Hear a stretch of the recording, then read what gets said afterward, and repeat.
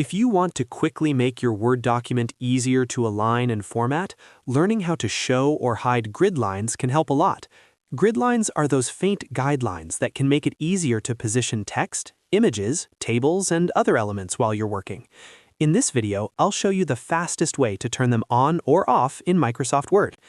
And before we jump in, if this tutorial helps you out, make sure to hit the like button and subscribe for more simple Word tips and software tutorials just like this one.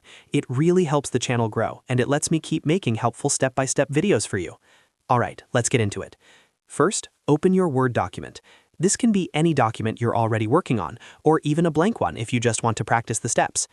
Once your document is open, look at the top of Word and find the View tab.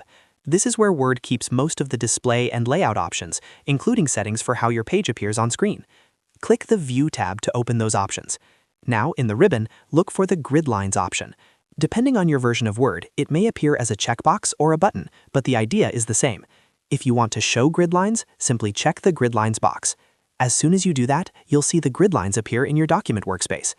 These lines are not usually printed on the final page. They're mainly there to help you line up objects and organize your layout more precisely while you're editing.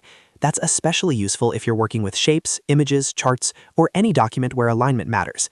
If you decide you don't want to see the grid lines anymore, just go back to the same View tab and uncheck the Grid Lines box. The lines will disappear immediately, giving you a cleaner and less cluttered view of your document. So the process is really simple. Open your document, go to View, check grid lines to show them, or uncheck grid lines to hide them. That's all there is to it. This is one of those small Word settings that can make a big difference depending on how you like to work. If you're doing precise layout work, grid lines can be incredibly useful.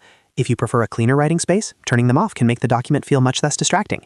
If this video helped you, please give it a thumbs up and subscribe for more Microsoft Word tutorials, productivity tips, and easy software guides.